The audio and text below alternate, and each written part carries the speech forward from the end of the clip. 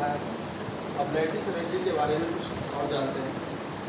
तो आप देखते हैं लैटिस एनर्जी, लैटिस एनर्जी या लैटिस एनर्जी। तो लैटिस एनर्जी जो होती है इनवर्सली प्रोपोर्शनल होती है वोलेटिलिटी। इसका मतलब क्या है? वोलेटाइल का मतलब होता है वेपर या भाप। तो अगर कोई आयनिक कंपाउंड है, अगर आप उसे तोड़ रहे हो वेपर बना, पहली बात तो जल्दी टूटेगा नहीं। इसका मतलब क्या होगा? मजबूती से पकड़े रहेंगे। इसका मतलब फोर्स ऑफ अट्रैक्शन ज़्यादा है। अगर आपका फोर्स ऑफ अट्रैक्शन ज़्यादा है, इसका मतलब जल्दी वेपर नहीं बनना होगा। तो जिसकी लैटिस एनर्जी ज़्यादा होगी उसकी वोलेटिलिटी कम होगी। ये कैसे होता है? ये चाहो तो आप इसको लैटिस इंथैल्पी या energy directly proportional force of attraction between the ends, यानी आयन्स के बीच में फोर्स ऑफ अट्रैक्शन ज़्यादा होगा, इसका मतलब है इसकी वोलेटिलिटी कम होगी। और भी देख सकते हैं कि अगर किसी की जो है वोलेटिलिटी जो है ज़्यादा तो लैटिस एनर्जी कम है, तो सॉल्वेंटी से कंपेयर करो। लैटिस इंथैल्पी इनवर्सली प्रोपोर्शनल होता है वाटर सॉल्वेंट।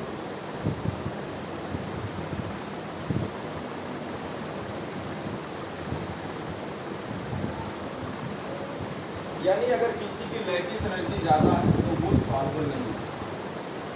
इसको भी हम थोड़ा डिटेल बताएंगे, कंपेयर करेंगे हाइड्रेशन एनर्जी और लैटिस एनर्जी। अभी इसके बारे में थोड़ा सा और मैं डिस्कस करूँगा। सबसे बड़ी चीज़ है कि आपसे कोई पूछे कि लैटिस एनर्जी कहाँ पर है, तो आप पढ़ते ही आएंगे बॉन्ड, इलेक्ट्रोवायलेट बॉन्ड, तो आप कहेंगे लैटिस एनर्जी का यूज हम आयनिक बॉन्ड या इलेक्ट्रोवायलेट बॉन्ड में यूज करते हैं। तो अगर फिर बात आती है मेल्टिंग पॉइंट और बॉइलिंग पॉइंट, तो अगर किसी की लैटिस एनर्जी ज़्यादा होगी तो इसका मतलब बॉइलिंग पॉइंट और मेल्टिंग पॉइंट भी ज़्यादा होगा।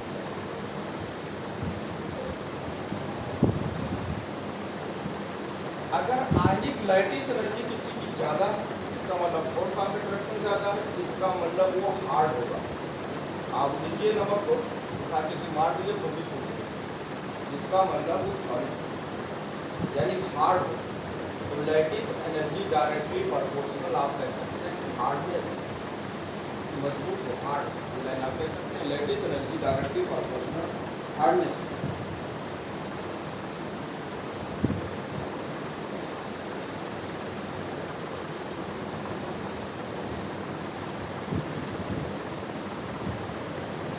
ये आपको यूज और इस बार 2023 को क्वेश्चन था यही लैटिस एनर्जी और हाइड्रेशन एनर्जी। अभी आपको इसको पढ़ाएंगे, इसलिए मैंने मार्क किया था कि 2023 से बार आया कि कोई मॉलिक्यूल स्टेबल है तो स्टेबिलिटी किससे देखते हैं। इसमें ऑप्शन में था हाइड्रेशन एनर्जी, ऑप्शन में था आयनेशन एनर्जी। तो इसके बारे में मैंने मार्क कर दिया है कि अभी मैं इसके बारे में पढ़ूँगा, तो इतना आप नोट कर लीजिए। और आगे चलते हैं फिजिकल प्रॉपर्टीज, यानी आयनिक कंपाउंड है तो उसकी फिजिकल प्रॉपर्टी क्या है, तो इसके बारे में आगे चलते हैं फिजिकल प्रॉपर्टी।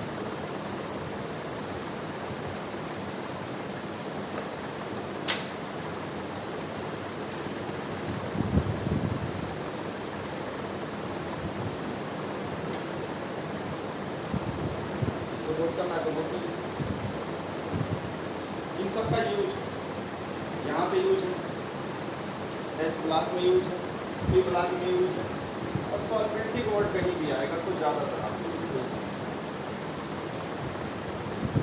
तो फिजिकल प्रॉपर्टी में ये पहला चीज फिजिकल स्टेट।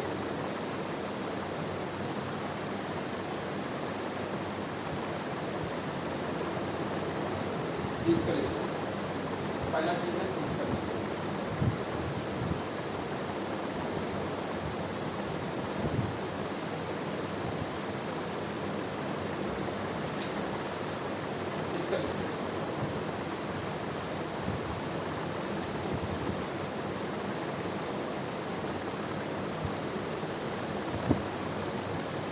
तो जितने आयनिक कंपाउंड होंगे वो सॉलिड के फॉर्म में। तो फिजिकल का मतलब होता है आप उसको बाहरी लेके देखिए कैसा लगेगा, कैसा होगा, हार्ड होगा और सॉलिड।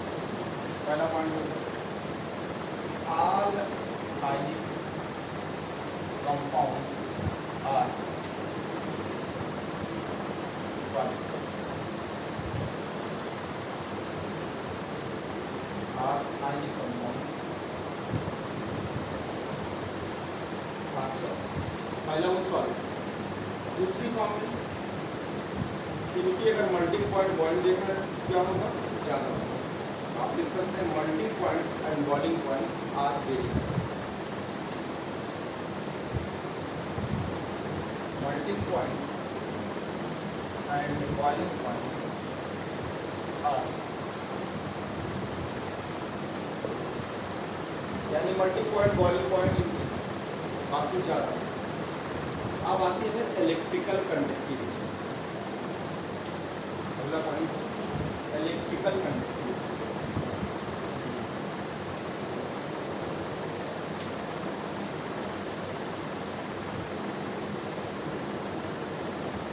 अगर आप कोई भी आयनिक कंपाउंड ले लीजिए, कोई भी आयनिक कंपाउंड, आप नमक लीजिए, बड़ा सा नमक लिया आपने, आप इधर से करंट लगाइए और इधर से आप टेस्ट करिए तो आपको करंट लगेगा। यानी कोई भी आयनिक कंपाउंड अगर वो प्योर सॉलिड में है तो कंडक्टिविटी क्या होगी, zero, nil.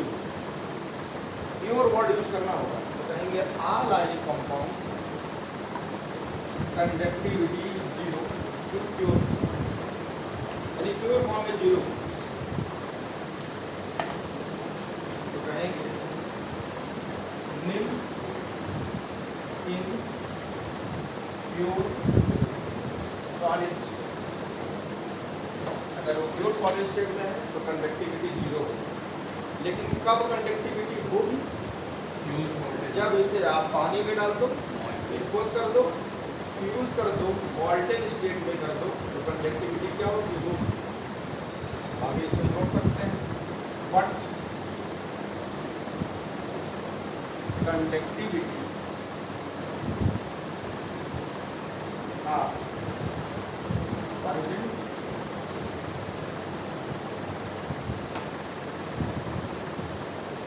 ionic compound are in the form of aqueous state, molten state या फिर होगा फ्यूज स्टेट। यानी उसको पानी में डाल दीजिए, यानी नमक में पानी डाल दीजिए और उसमें आप करंट लगा दीजिए, स्विच ऑन कर दीजिए। अब आपको उसमें हाथ डालिए, देखिए आपको एहसास हो जाएगा। गीला कर लीजिए उसको, कहीं भी अगर आपकी नमक है कहीं गीला फॉर्म में, तब भी कुछ ना कुछ आयन बनेंगे, यानी कंडक्टिविटी होगी। या अगर आप उनको फ्यूज करते हैं, एक NaCl दूसरे में मिलाते हैं, तब भी आयन्स बनते हैं, तो आयन बनेंगे तो कंडक्टिविटी होगी। इसका प्योर फॉर्म में नहीं, लेकिन कंडक्टिविटी कब प्रेजेंट होगी, जब आयनिक कंपाउंड किस फॉर्म में हो, एक्वस स्टेट में हो, मॉल्टेन स्टेट में हो या फ्यूज स्टेट में। एक आता है सबसे अच्छी बात है, इसका नाम होता है नेचर ऑफ, तो हेडिंग लिख सकते हैं नेचर ऑफ।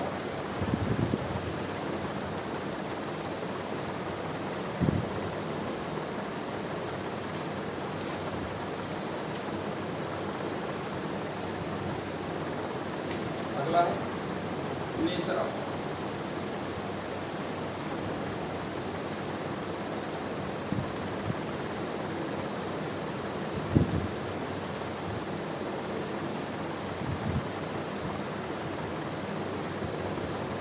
ये सब जानते हैं।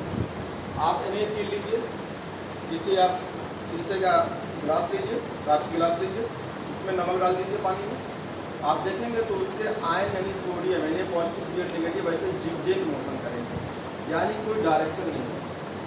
तो आयनिक कंपाउंड या आयनिक जो मॉलिक्यूल्स होगा कैसा होगा, नॉन डायरेक्शनल, क्योंकि जिगजैग मोशन में कोई डायरेक्शन नहीं। डायरेक्शन मतलब क्या होता है, जैसे मान लो आपको डायरेक्शन बताई जाए कि आप यहाँ कोचिंग से निकलिए, फिर लेफ्ट जाइए, फिर राइट जाइए, फिर आप पहुँच जाएंगे, तो ये क्या होगा, direction.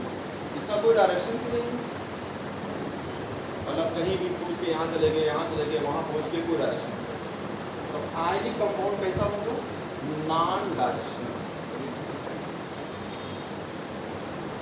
Ionic compound non directional.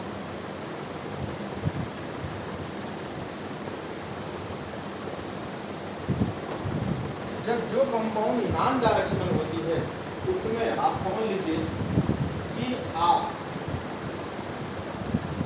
इनके अंदर hybridization, isomeric, geometry, bond angle, bond length नहीं होगा। आगे आप लिख सकते हैं आयनिक कंपाउंड और नॉन डायरेक्शनल लिखिए, इसके आगे लिख सकते हैं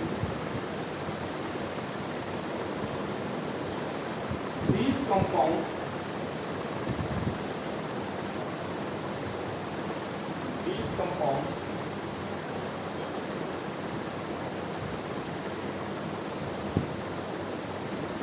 does not show क्या क्या हाइब्रिडाइजेशन,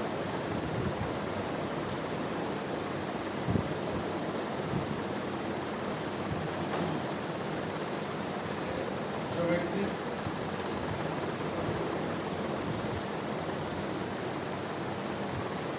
डाइपोल मूवमेंट्स,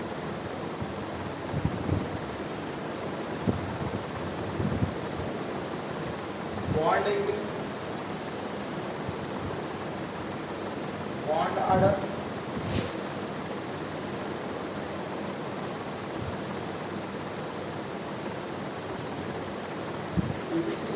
बहुत सारी चीज़ें हैं तो इसमें जो है आपने देखा होगा। आप हाइब्रिडेशन पढ़ते हैं, सबसे पहले जिसके अंदर पढ़ते हैं मॉलिक्यूल को पहचानो तो वो कोवेलेंट मॉलिक्यूल है। आप डाइपोल मूवमेंट पढ़ेंगे, सबसे पहले आप पहचानिए किसमें पढ़ने जा रहे हैं। तो सबसे बड़ी चीज़ है कि हम कहाँ पढ़ें। अभी आपने कहा NaCl लिखा, इसका हाइब्रिडेशन क्या होगा, सोडियम का हाइब्रिडेशन क्या होगा, तो आपको नहीं पता तो आप कुछ ना कुछ करने लगोगे, तुरंत करने लगोगे, मुझे पता है। इसीलिए जो है आपको ये पढ़ना है कहाँ, तो ये सब चीज़ें पढ़ना पड़ेगा कोवेलेंट बॉन्ड। तो आपको मैंने बताया कि इंडियन क्रिकेट, तो आपको इंडियन पढ़ा रहा हूँ क्रिकेट, जब क्रिकेट पढ़ाएंगे तो पूरा सब कुछ बता देंगे, तो आपको क्लियर हो जाएगा कि यही हाइब्रिडाइजेशन, यहीं पे बॉन्ड एंगल, यही बॉन्ड लेंथ पढ़ना है, यही ज्योमेट्री पढ़ना है, यही शेप पढ़ना है। तो geometry, shape, hybridization, bond angle, bond length, ये सब हम पढ़ते हैं कोवेलेंट बॉन्ड। ठीक, तो ये हो गया आपका nature of bond. Nature of bond के आगे आप चलते हैं। सबसे इम्पॉर्टेंट चीज़ है, अगला पॉइंट लिखिए, फोर्थ पॉइंट,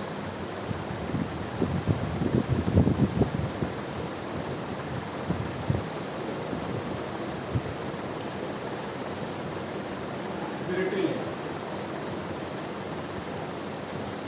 BRITT। इसका मतलब क्या होता है, यानी ये आराम से टूट जाता है।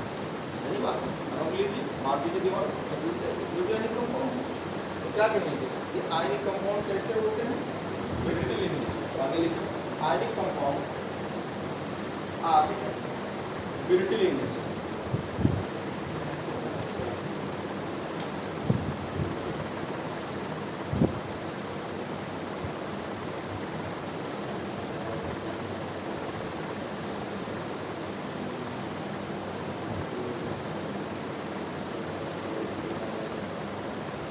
यानी इसको आप तोड़ सकते। अब जो पढ़ाने जा रहा हूँ मार्क किया था पॉइंट, वो अब बताने जा रहा हूँ। तो अब आपको लिखना होगा heading water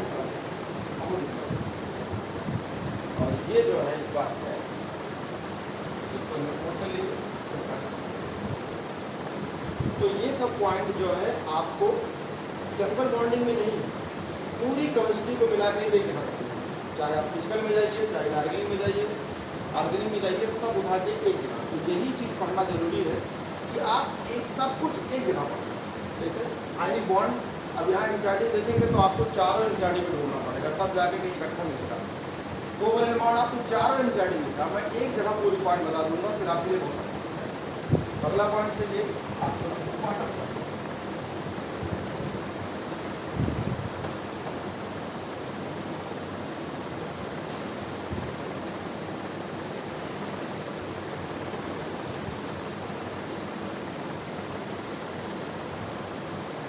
water solubility adding.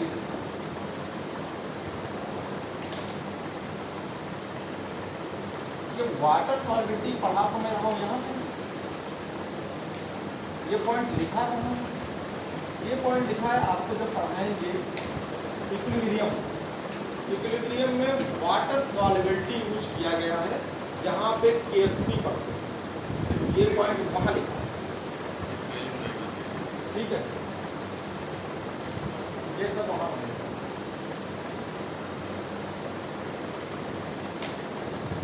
तो वाटर सॉल्युबिलिटी वहाँ पढ़ेंगे आप, लेकिन जो है मैं आपको यहाँ बता रहा हूँ जो कितना आसान होगा। अगर आप सब पॉइंट एक साथ जान जाइए तो हम कोई भी चीज़ स्टार्ट कर देंगे।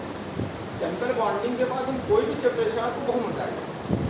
लेकिन अगर हम थोड़ा थोड़ा, जैसे मान लो किसी को भूख लगी है, अब वो खाता है 50 रोटी, अब उसको जो है आप 2 रोटी खिलाओगे तो क्या हो। ऐसे ही एक साहब थे, मतलब गाँव में क्या होता है, अक्सर लोग जाते हैं काम करने के लिए मुंबई में, तो काफ़ी पहले की बात है, 10-12 साल के पहले जा रहे थे मुंबई काम करने के लिए। अब वो जो गए, भैया टिकट कटाए तो जनरल टिकट कटाते हैं, तो उसके भर लेते। मुंबई उतरे भी स्टेशन पर, जो बाहर निकले तो वहाँ ढाबा पे लिखा था 25 रुपये में भरपेट खाना। तो चले गए, 4 लोग थे, तो जो है उसमें जो है हमने खाना स्टार्ट किया, तो उसने जो है 70 रोटी खा चुका था, 71वां रोटी मांगा था उसको, 71 रोटी। तो मालिक आगे हाथ जोड़ा था कि मैंने यहाँ लिखाया था कि सिर्फ इंसानों के लिए खाना है, लेकिन ये बात नहीं लिखाया था जानवर के लिए भी हम नहीं यहाँ खिलाते। अरे जितनी रोटियाँ 71 रोटी खा चुके हो, इसमें कम से कम 20 लोग को खिला चुके हो। तो उसने हाथ जोड़ा कि हमको पैसा भी नहीं चाहिए, आप चले जाए। अब मान लीजिए उसको 2 रोटी खिलाते, तो वो जाके टेंशन में रहता रात भर, क्या करें यार, क्या ना करें, 2 रोटी खाएँ। उसने कहा हमारा डाइट है ये 72 रोटी खाने का, आपकी रोटी कितनी बड़ी है, इतनी बड़ी रोटी है, हमारे गांव में कितनी बड़ी रोटी बढ़ती है, उसको हम 4 पार्ट में मतलब फर्क है, तुम्हारा तो 1 रोटी 1 पार्ट में आती है, बिल्कुल चले जाते हैं। तो इसीलिए हमने कितनी रोटी खाई है, 1 लुकमा ने 72 लुकमा खाई है। तो हमारे गाँव की तो आपकी रोटी मुश्किल से जो है 3 या 4 रोटी बराबर, इसलिए हमने खा लिया। तो आते हैं फिर वाटर सॉल्युबिलिटी में। तो वाटर सॉल्युबिलिटी में 2 पॉइंट लिख लीजिए। Most of the ionic compound, most of the ionic compound are water soluble. Most of the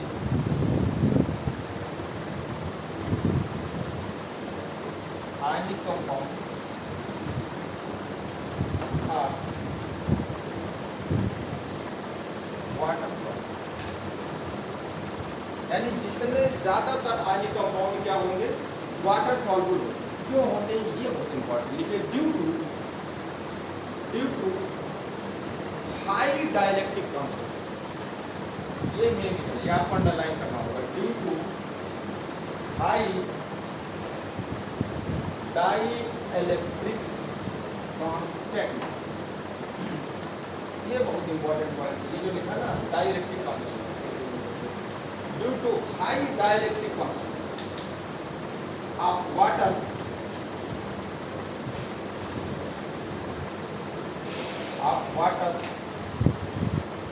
which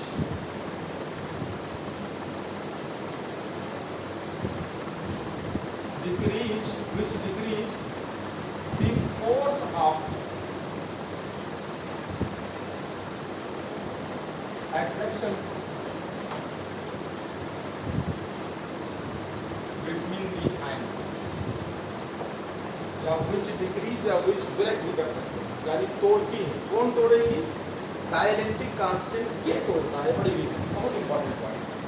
decrease कर सकती है, डिक्रीज के जगह पे आप ब्रेक भी ले सकते हैं। डिक्रीज मतलब कम कर दिया, या सबसे अच्छी चीज है कि ब्रेक कर दिया। कैसे, ये बताओ। मान लो इनिशियल ये प्योर फॉर्म में, ये सॉलिड में है। जब इसे आप पानी में डालते हैं तो यहाँ वाटर को हम लोग H2O लिखते हैं या इक्वस लिखते हैं। लिखने का तरीका होता है इक्वस, तो एक ही लिख दी जाती है। तो ये क्या करेगा, अब आपने इसको दिया तो ये पानी है, जैसे मान लो ये NaCl है, तो ये पानी है, ये वाटर है। आपने इस पर नमक डाला, सॉलिड के फॉर्म में था, जब ये नमक इसमें गिरेगा तो ये अलग अलग हो जाएगा। तो होता क्या है कि जो आपका NaCl है और ये फोर्स ऑफ एट्रैक्शन से, और साथ में वाटर है आपका, और वाटर का जो डाइलेक्ट्रिक कांस्टेंट होता है ये 80 होता है। ये डाइलेक्ट्रिक कांस्टेंट आएगा और इनसे कहेगा तुम अलग ब्रेक हो। अब ये ब्रेक कराएगा तो ये लोग Na पॉजिटिव और ये Cl नेगेटिव ये ब्रेक तो कर दिया, NaCl को अलग कर दिया, लेकिन देखो Na पॉजिटिव है तो इसके ऊपर पानी लगेगा। पानी का लगना ये सॉल्वेशन या हाइड्रेशन कहता है। टूटना लिसिस कहती है। देखो हाइड्रेशन सॉल्वेशन का मतलब कोई भी कैटायन आयन के ऊपर वाटर का लगना। एक होता है हाइड्रोलिसिस का मतलब पानी का टूटना। पानी टूटेगा तो H पॉजिटिव और OH निगेटिव में बनेगा, और लिसिस का मतलब है वाटर का लगना। ध्यान दीजिएगा। तो इसने क्या कराया है, ये ब्रेक कर दिया और इसके ऊपर जो है आपका वाटर लग गया। अब यहाँ पे एक चीज़ें मैं आपको पढ़ाया था, फिर यहाँ पे मैं आपको एक ट्रिक देता हूँ। कैटायन कट गया, एनायन अधिक, इसका मतलब क्या है, ये मेरा ट्रिक है। कैटायन कैटायन का मतलब जो पॉजिटिव फॉर्म में बनेगा उसे कैटायन कहते हैं। तो मैं बोला था कैटायन कट गया, ये कटना कुछ नहीं होता है, साइज या रेडियस में छोटी हो जाएगी। साइज कहेंगे या रेडियस क्या हो जाएगी, कम हो जाएगी, डिक्रीज हो जाएगी। तो डिक्रीज का मतलब हम आपको ये तीर नीचे लगा देंगे। इलेक्ट्रॉन के निकल जाने पे पॉजिटिव चार्ज आता है तो रेडियस या साइज कम हो जाता है। न्यूक्लियस से लेके पेरिफेरी की दूरी उसे बोलते हैं रेडियस, और सर्कमस्टेंस यानी आप चारों तरफ कर दीजिए तो पूरी पूरी साइज हो जाएगी। कोई भी न्यूक्लियस होगा उसके पास, और उसके पास जो है आपका ये, तो यहाँ से लेके यहाँ की दूरी रेडियस होगा। तो जब भी कोई पॉजिटिव बनेगा कैटायन होगा, यानी उसकी रेडियस या साइज कम होगी, या फिर वो एनायन होगा। एनायन, तो एनायन का मतलब हिंदी में बोलते हैं अधिक। अधिक का मतलब ज़्यादा, तो साइज या रेडियस क्या हो जाएगी, ज़्यादा हो जाएगी। साइज होगा या आपका रेडियस होगा तो इंक्रीज हो जाएगी। तो देखो यहाँ लगा सकते हैं आप। अब आपको देखो ये हाइड्रेशन जो है यहाँ पे एक यूज होती है हाइड्रेशन, या इसी को हम बोलते हैं सॉल्वेशन। हाइड्रेशन या सॉल्वेशन इनवर्सली प्रोपोर्शनल होती है साइज।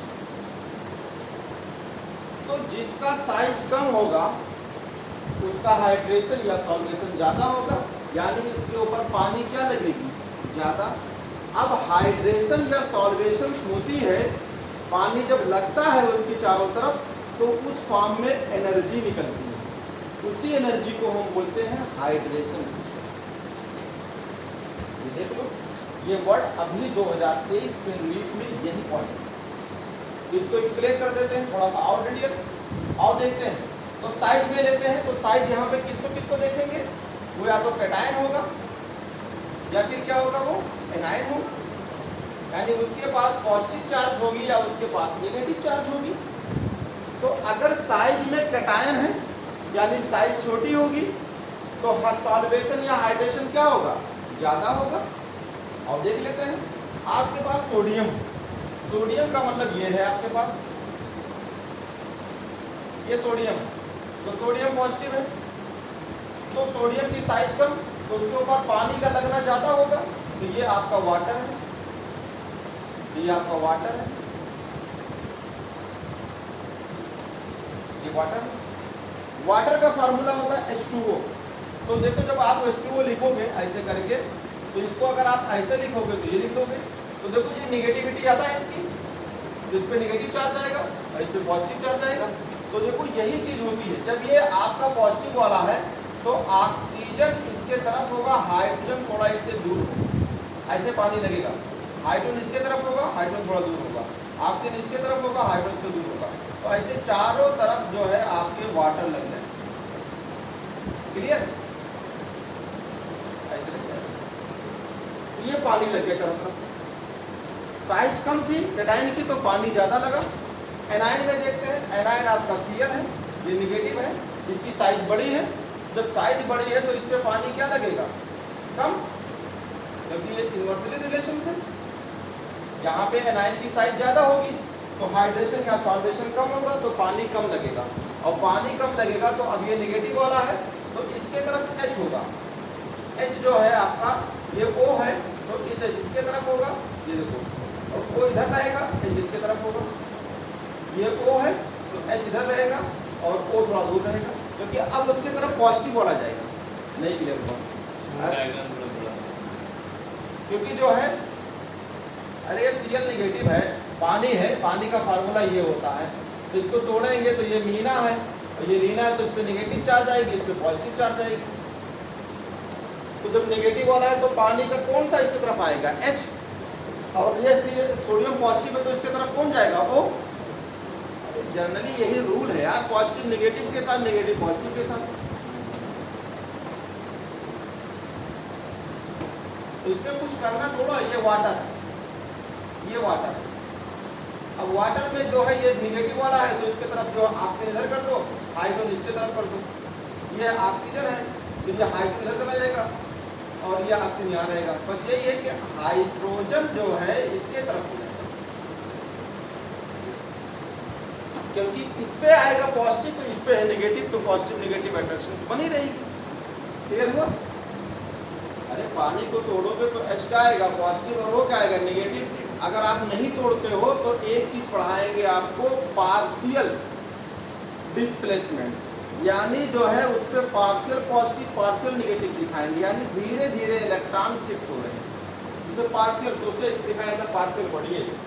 अगर मान लो ये आपका ये O है और ये H है, अभी आपको पढ़ाएंगे डायपोल मोमेंट, तो निगेटिव ज़्यादा है तो इस पर इलेक्ट्रॉन धीरे धीरे अगर इधर आ रहा है तो इस पर पार्शियल निगेटिव, इस पर partial positive, partial negative partial positive, ये होता है।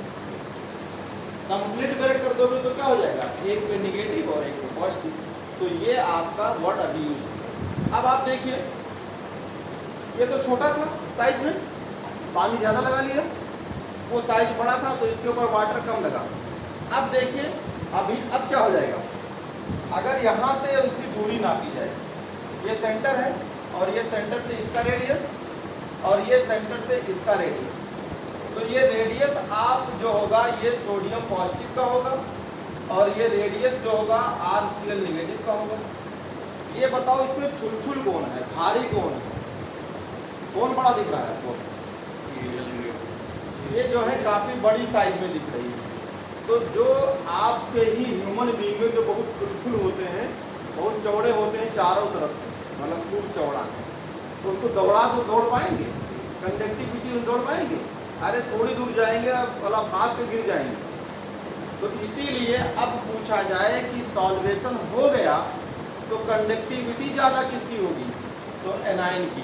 तो आप अगर नमक लीजिए गिलास में तो उसमें कैटायन एनायन जो मटमैले दिखते हैं उसमें एक की स्पीड ज़्यादा होती है, एक की कम होती है, आजमा के देख सकते हो। तो इसमें क्या होगा, किसकी स्पीड ज़्यादा होगी? कौन से चलेगा? एनायन। तो ये भी सवाल काफ़ी पूछा गया है। तो अगर आपका हाइड्रेशन हो गया, अब जब ये वाटर लगेगा तो इससे क्या निकलेगी? एनर्जी। तो इस एनर्जी का नाम क्या हो जाएगा? Hydration energy. तो सॉल्वेशन और हाइड्रेशन होती है तो उससे एनर्जी निकलती है, इसको हाइड्रेशन एनर्जी कहते हैं। तो यहाँ पे अगर आप पूछा जाए कि अगर इक्वस के फॉर्म में है कंडक्टिविटी तो आप ऐसे लिखेंगे सोडियम पॉजिटिव इक्वस और Cl निगेटिव इक्वस। और पूछा जाए आर्डर ऑफ कंडक्टिविटी, कंडक्टिविटी का आर्डर, चलने की आर्डर, तो कौन तेज चलेगा?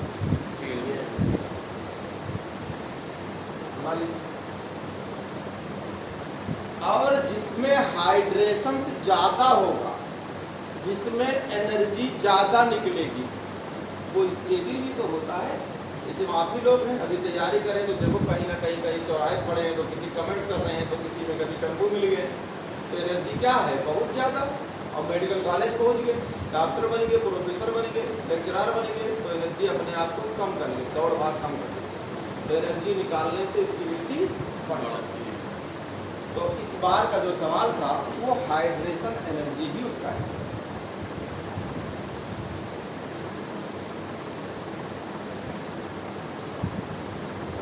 तो हाइड्रेशन एनर्जी जो है इसका जो है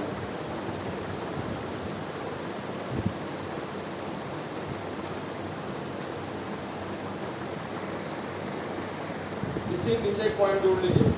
देखिए when ionic compound dissolve in water, when point लीजिए, when ionic compound dissolve in water,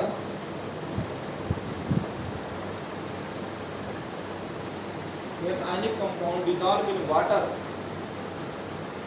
solutions or hydrations of ion takes place. Solvations or hydrations of iron takes place.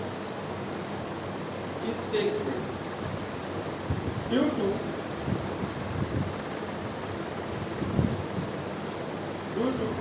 which hydration energy is released.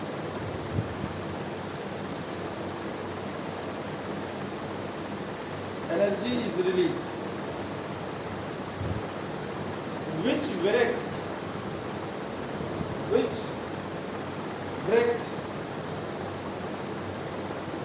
the lattice of the compound, which break the lattice of the compound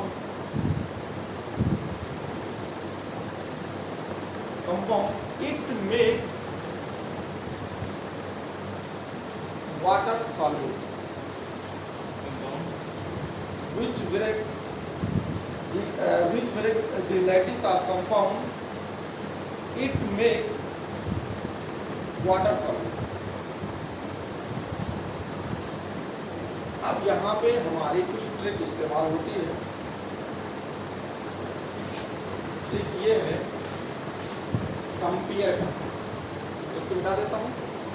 अब यहाँ पे एक word कह सकते हैं कि कोई भी आयनिक कंपाउंड जो है पानी में घुल जाती है तो क्या होगा। अगर कोई भी आयनिक कंपाउंड वाटर सॉल्युबल है तो उसके लिए आपको ये बात बोलना होगा।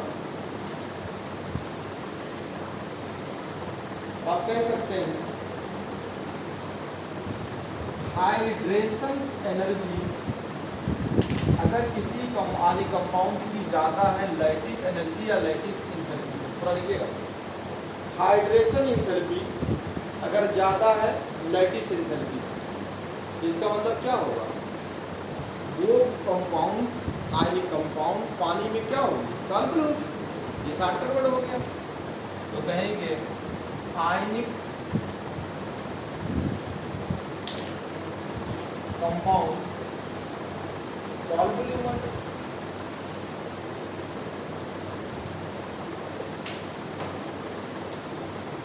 ऐसा भी हो सकता है कि हाइड्रेशन इंथैल्पी कम हो जाए लैटिस इंथैल्पी से। ये कहेंगे कि अगर हाइड्रेशन इंथैल्पी कम है लैटिस इंथैल्पी तो क्या होगी, अब तो लैटिस ज़्यादा हो गई, यानी आप मजबूती से पकड़े हुए तो भूलेगी क्या, नहीं भूलेगी। तो कहेंगे ionic compound insoluble, ionic compound insoluble in water. अगर आयनिक कंपाउंड पानी में इनसॉल्युबल होगा तो इसी को आप क्या बोलेंगे, पीपीटी। इसी को आप बोलेंगे पीपीटी, यही तो पीपीटी। पीपीटी समझते हो, प्रेसिपिटेट बनना, थक्का बनना, जम जाना, इसे प्रेसिपिटेट बनना। यानी कोई चीज़ आपने पानी में डाला तो जाके नीचे बैठ गई, इसका मतलब पानी में नहीं घुली, इसका मतलब जिससे वो बनी है अगर वो आयनिक कंपाउंड है तो वो आयन्स में नहीं ब्रेक। क्लियर है। तो ये लॉजिक बन जाएगी आगे चल के एस ब्लॉक बी ब्लॉक में कि जिसका लैटिस एनर्जी कम हाइड्रेशन एनर्जी ज़्यादा, वो आप आराम से मॉलिक्यूल को पानी में डालिए, तो इसके लिए आप जो है इसके लिए कुछ ट्रिक कि पीपीटी कौन बनाता है, यानी कि वाला पॉइंट आप लिख सकते हैं सिलेबेशन।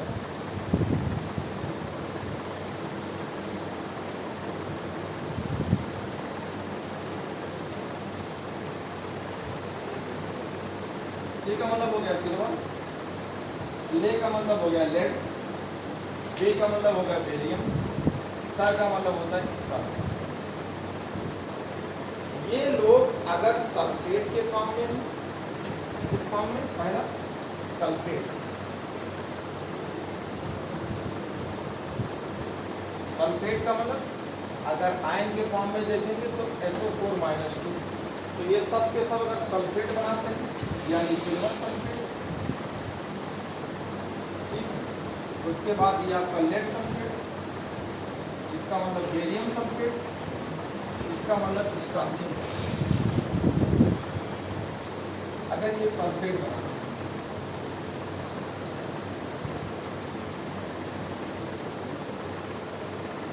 तो आपने रटा होगा कि बेरियम सल्फेट को पानी में डालते हैं तो नहीं घुलता, पीपीटी बन जाता है, इसको डालते हैं तो मैंने आपको ट्रिक बता दी। ये सब के सब अगर सल्फेट के फॉर्म में है तो वाटर इन सॉल्यूशन। अगर ये क्रोमेट के फॉर्म में, क्रोमेट के फॉर्म में Cr2O4-2 के फॉर्म में तो क्रोमेट मिलेगा, सिल्वर क्रोमेट।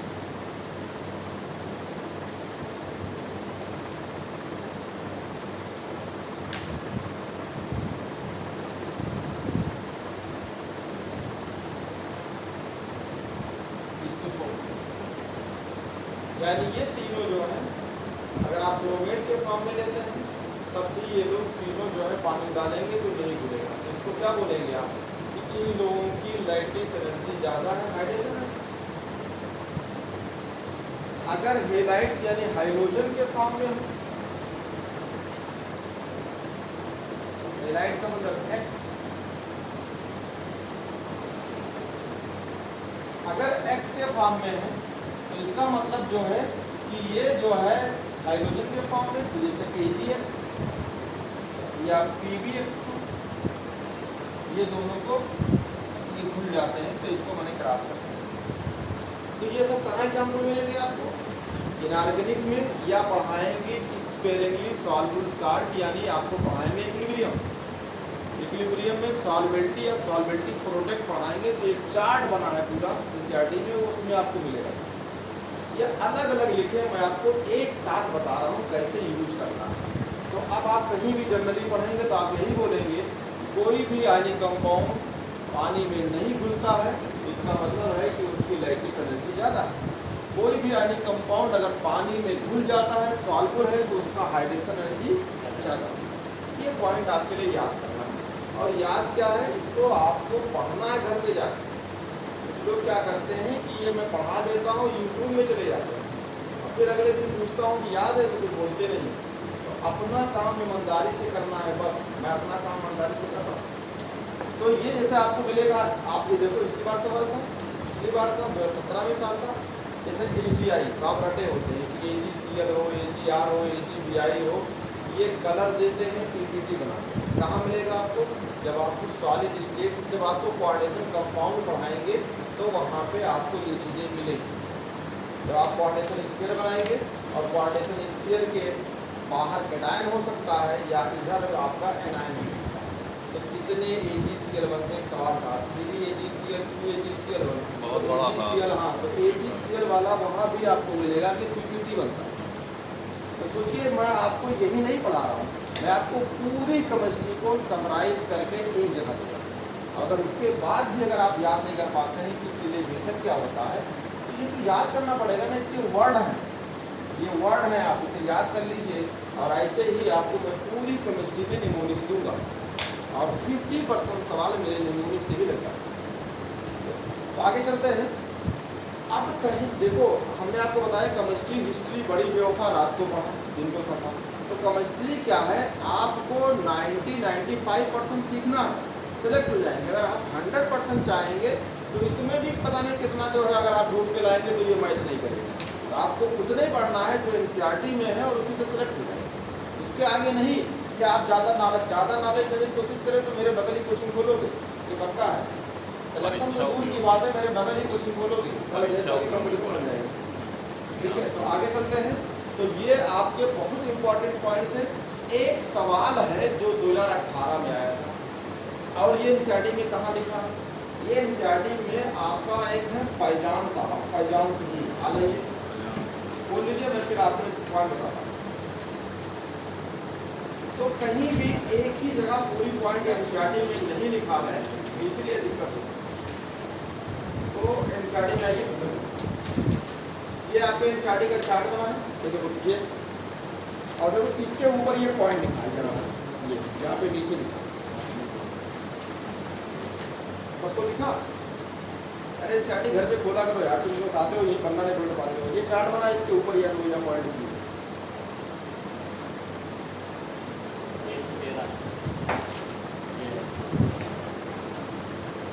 यहाँ पे जो है फैजान साहब की ग्रे कलर की लिखी है, यानी एक वर्ड है उसमें लिखा होगा कि कोई भी आयनिक कंपाउंड क्या 100% आयनिक कैरेक्टर होता है? नहीं, आयनिक कंपाउंड में कुछ ना कुछ कोवैलेंट कैरेक्टर भी होता है, और कोई भी कोवैलेंट मॉलिक्यूल से तो उसके अंदर क्या होगा, कुछ ना कुछ आयनिक कैरेक्टर होता है। ये आपका जो मोटा मोटा ब्लैक कलर का लिखा हुआ है, ये मैं पढ़ देता हूँ, इसे नोट करना है। क्या लिखा हुआ है?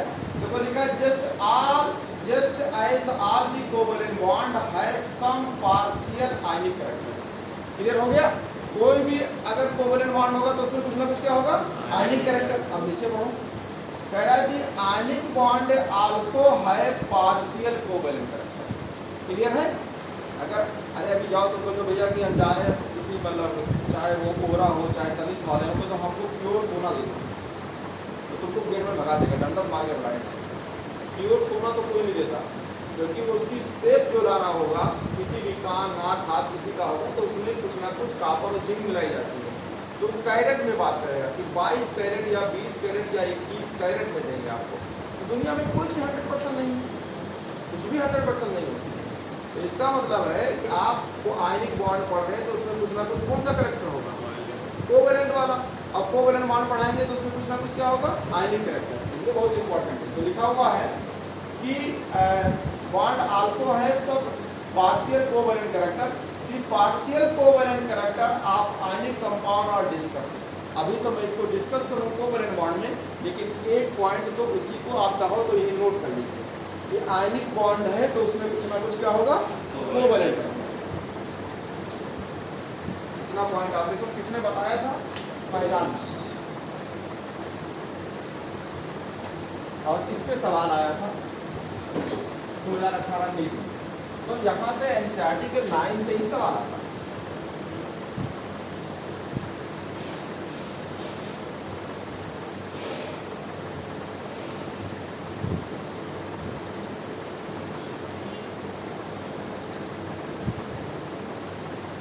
ये फैजान का कहना है कि आयनिक कंपाउंड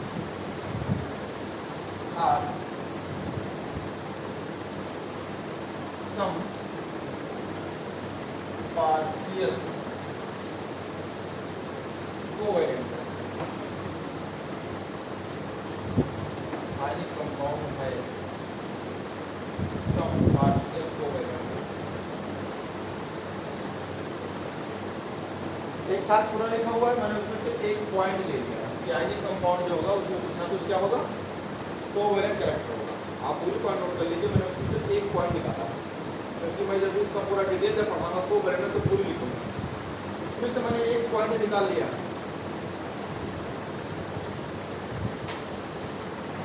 तो देखो यहाँ भी वही ट्रिक लगाना है।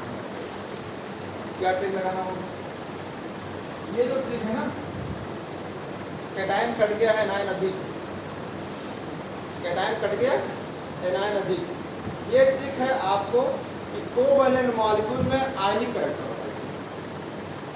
कोवैलेंट मॉलिक्यूल रहेगा उसमें आयनिक कैरेक्टर भी यही ट्रिक लगा देगा।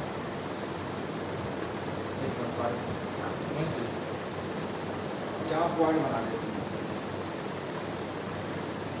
Covalent molecule to have some partial ionic character.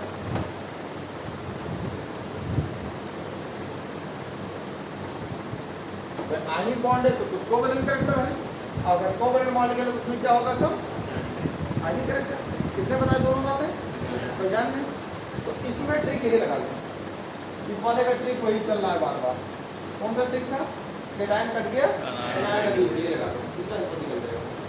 अभी हम कोवैलेंट बॉन्ड नहीं पढ़ा रहे इसलिए मैं लिख के छोड़ दूंगा। कैटायन कट गया एनायन अधिक। देखो कहाँ कहाँ लगाया आपने ट्रिक, यही ट्रिक कहाँ यूज किया? हाइड्रेशन और सॉल्वेशन में, यही ट्रिक कहाँ लगाने जा रहे हैं आप? कोवैलेंट मॉलिक्यूल में आयनिक कैरेक्टर होगा तब।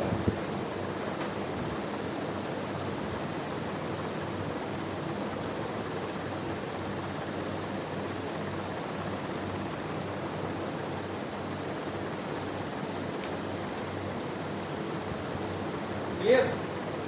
तो ये आपको पढ़ना है कोवैलेंट, ये वाला को आप इधर ले आइए, इसी वाले पॉइंट को, ऊपर वाले को पलट दीजिए। क्या कहेंगे आप? कैटायन क्या हो जाएगा? यस, ये ट्रिक ये है, यानी एनायन अधिक हो जाए। तो किसमें अधिक हो जाए? साइज या रेडियस में। क्लियर रहेगा? कहीं जरा सा गड़बड़ हुआ मामला, जैसे मतलब एक अली बाबा 40 सुने होंगे ना, उसमें क्या होता है सिम सिम दरवाजा खुल जा, तो वो तो उनका पासवर्ड था, लेकिन वो जो है कहीं लकड़ी काटने वाला था तो उसने याद तो कर लिया, अंदर तो चला गया लेकिन पासवर्ड भूल गया। तो यहाँ कहीं जरा गड़बड़ तो हो जाएगा, ये वाला परमानेंट याद रहेगा। और ये पॉइंट याद करना जरूरी है कि भैया कोवैलेंट मॉलिक्यूल होगा, आयनिक कैरेक्टर ढूंढेंगे तो ये पॉइंट। अब अगर आयनिक बॉन्ड है और आयनिक कैरेक्टर ढूंढना तो ये बात। ऐसा भी हो सकता है कि आयनिक बॉन्ड ही हो और आयनिक कैरेक्टर बताए, तब भी ये लगाएंगे आप। या फिर आयनिक कंपाउंड है, कोवैलेंट कैरेक्टर रखे हुए हैं। अगर कोई आयनिक मालूम कैसे पहचानेंगे? मेटल है, नॉन मेटल है, मेटल ना पहचान लेंगे ना। तो कहते भैया आयनिक कंपाउंड है, इसका आयनिक कैरेक्टर बताओ, तब भी ये लगाना। नहीं क्लियर हो पा रहा? आपके हाथ में दिया क्या? 3 या 4 मॉलिक्यूल थी जिसमें आयनिक बॉन्ड है, आयनिक कैरेक्टर बताओ। यही सवाल आएगा, दिखा रहा हूँ क्वेश्चन। ये हो जाएगा आपका एनायन। एनायन क्या हो जाएगा आपका? ये अधिक नहीं होगा, क्या होगा? छोटा होगा, स्मॉल। कट गया, यानी कैटायन जो हो साइज उसकी हो लार्ज हो, तो आप क्या कहेंगे? Large size. और जो है कैटायन ये कट गया, यानी इसका मतलब साइज या रेडियस कम होगी, या इसको अपने फॉर्म में आप कहेंगे कि क्या होगी इसकी? Small size. ये पॉइंट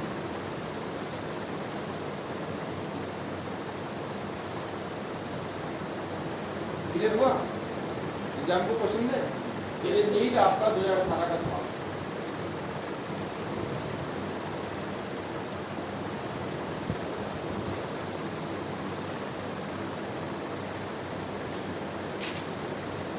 कह रहा एमन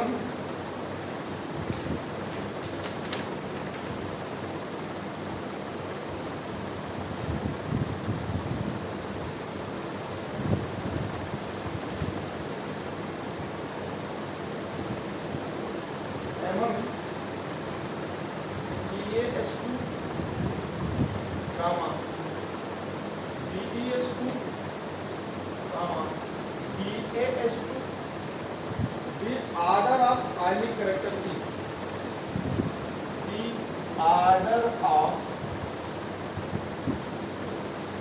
ionic character is ionic character is ये नीट में आया था।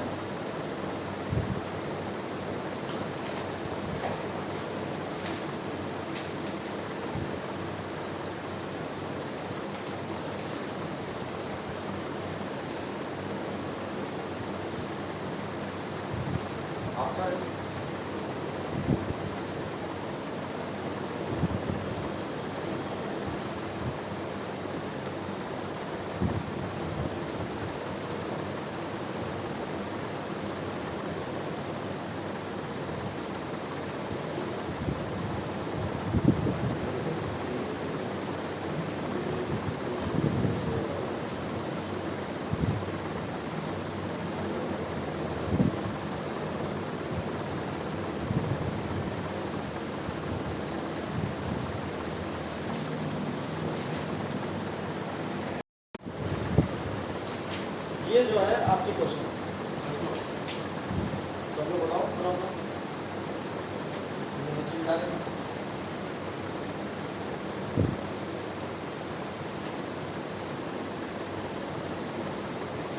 आसिफ कह रहे हैं कि ये फर्स्ट, और किसी बताओ ये फर्स्ट क्या लग रहा है? ठीक नीचे लिखा हुआ है, हाँ?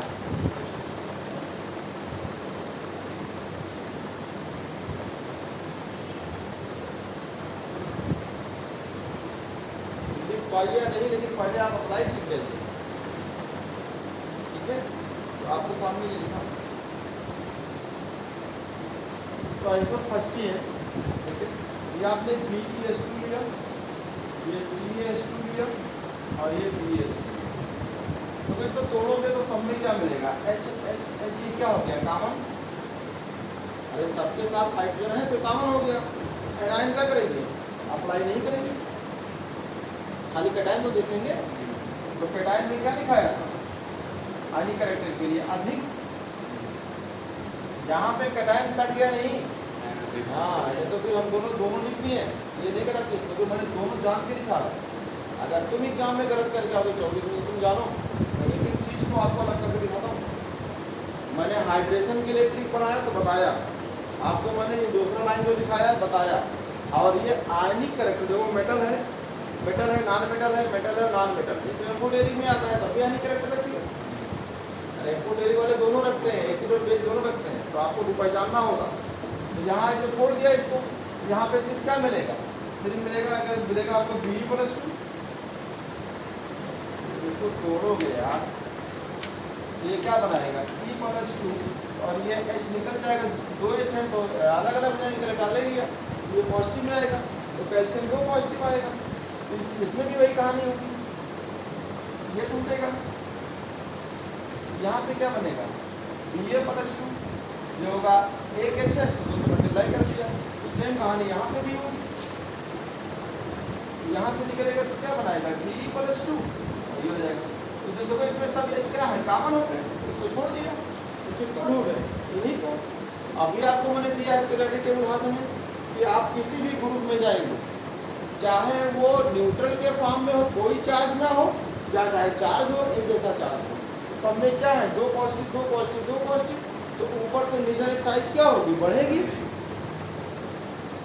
Be+2 हो, Mg+2 हो, Ca+2, ठीक है, Ca+2 हो, Be+2 हो, तब भी साइज इंक्रीज करती है, रेडियस बढ़ती है। क्या ये विदाउट चार्ज वाले हों, ऐसे वाले हों, तब भी क्या होती है? रेडियस इंक्रीज करती है, बढ़ती है, तो रेडियस बढ़ेगी, तो सबसे बड़ी साइज कौन मिलेगी? Ba+, उसके बाद क्या लग? Ca क्या मिलेगा? तो सबसे बड़ी साइज कैटायन अधिक, तो कैटायन में सबसे बड़ी साइज कौन है? यही, तो ऑर्डर क्या हो जाएगा? ये वाला, ये ऑर्डर ऊपर वाला है। अरे किसी भी ग्रुप में जाएंगे, चाहे वो अपने न्यूट्रल फॉर्म में होगा तब भी साइज बढ़ती है, चाहे वो इक्वल चार्ज ले होगा तब भी साइज बढ़ेगी, दोनों में साइज बढ़ती है। आप इन दोनों से कंपेयर करते हो तब ये साइज में बढ़ी है, क्योंकि ये इलेक्ट्रॉन दे दिया है तो ये छोटा हो गया है। अगर इनसे आपस में कंपेयर करते हैं, ये अलग है, इलेक्ट्रॉन निकल जाएंगे, साइज कम हो जाती है, लेकिन अगर ग्रुप में सेम जाते हैं तो साइज बढ़ती है। तो ये आपके सवाल ट्रिक से भी लगा लीजिए। एनायन आपको अधिक कहाँ देखने नहीं है, जो आपका पॉइंट एनायन था इसको कंपेयर नहीं करेंगे। एनायन जो है, जो आपने बताया था कि एनायन कम या कट गया, तो इसको आप नहीं लगाएंगे, यानी स्मॉल साइज कहा था आपके यहाँ, स्मॉल साइज, ठीक है, इसका क्या था? Large size. तो ये फिर आपके आयनिक बॉन्ड कंप्लीट हो गए। अब जो है नया टॉपिक स्टार्ट करें कल से, जिसका नाम है कोवैलेंट बॉन्ड, क्योंकि और बच्चे आने वाले हैं, नए टॉपिक पढ़ाएंगे तो पूरा समझ में आएगा, बीच में नहीं समझ आएगा। तो कल आपको जो है नेक्स्ट लेक्चर मिलेगा आपको कोवैलेंट बॉन्ड।